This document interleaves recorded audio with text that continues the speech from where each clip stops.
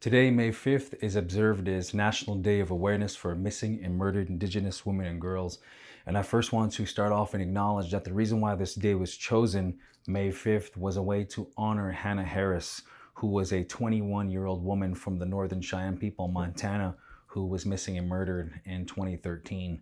And so this day remembers her as well as the thousands of other Indigenous women and girls and persons whose cases have not yet been solved as our people go missing and murdered at a higher rate than our non-native counterparts. So this day is a part of the broader effort to raise visibility about the injustice faced by Indigenous communities, particularly the high rates of missing and murdered Indigenous women. This movement also extends to all of our relatives from the LGBTQ plus two-spirit non-binary relatives.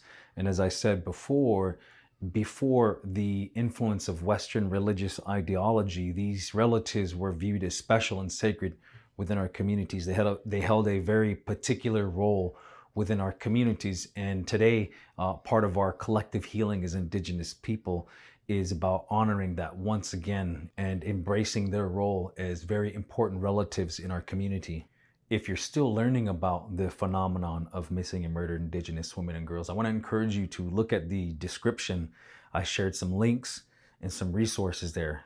There are some academic papers as well as just data that's been collected over the past decade by various research organizations, mostly led by Native women. So please check those out to further educate yourself about the data that's being collected currently. One important aspect of this movement here is acknowledging the link between violence against Indigenous women and girls and environmental destruction, most notably by way of the fossil fuel extraction industry. For Indigenous women, this violence is compounded by patriarchal systems that devalue their role, their life as caretakers, as life givers, as caretakers of the land, of water, our social structures. And this link has widely been studied and explored through academic research or grassroots organizations that are community-led in gathering testimonies that reveal that environmental destruction, particularly through fossil fuel extraction like mining and industrial pollution, exacerbates vulnerabilities for Indigenous peoples and two-spirit relatives. So while there has been a lot of progress because of the work of activists, Indigenous women on the ground who have been working and advocating in both legal reform as well as community grassroots organization, there's been a lot of changes within that thanks to them and their work that they're doing. But in 2025, there are still key demands that activists and legal advocates and politicians and allies are demanding of both the justice system and also accountability from tribal, state, and federal jurisdictions.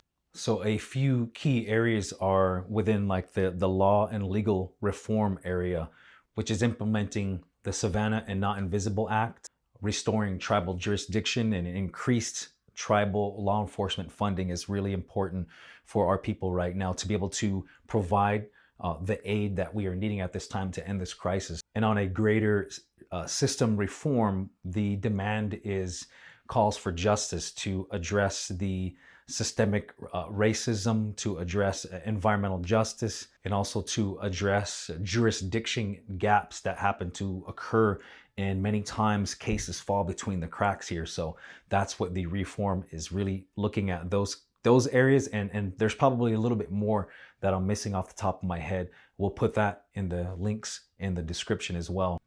Another key aspect in terms of advocacy for this crisis here is increasing media coverage as well, and centering really the families, centering their stories, centering the stories of survivors as well, to give face to the American public about this phenomenon here. Just because you are not seeing it doesn't mean it's not happening here. So that's another important aspect, is centering the families, improving media coverage as well. And Native people, Indigenous people, missing persons, they deserve the same coverage as than their non-Native counterparts get in media.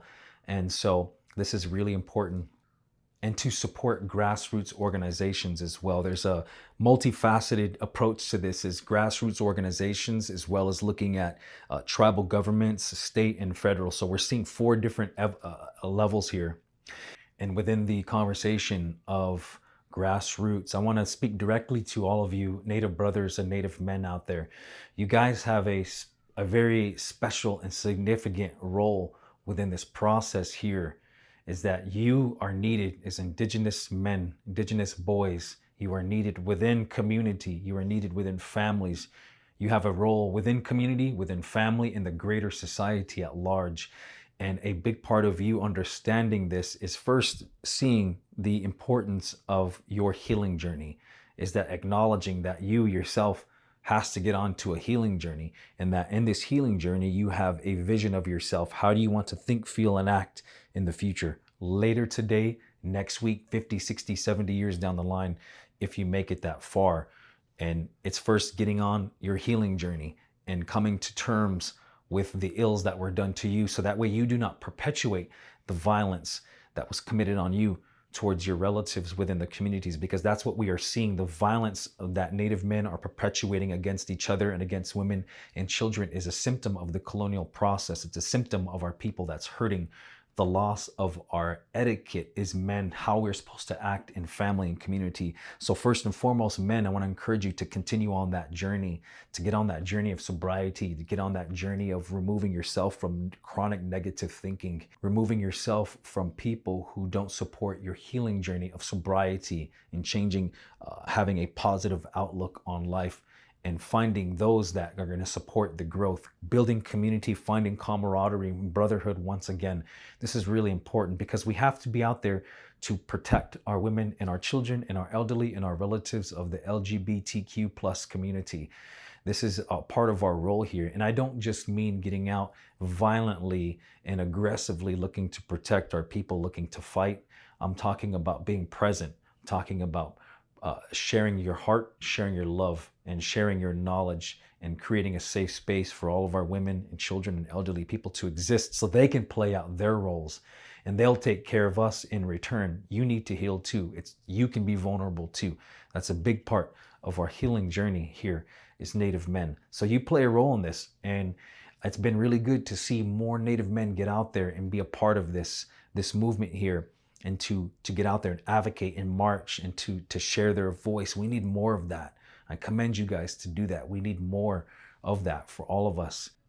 Another important aspect of our healing journey collectively as men is getting together with other men and discussing what is our roles here and now today in 2025. Not historically, not what would our people would have done back in the day to someone who committed a crime against a woman and children.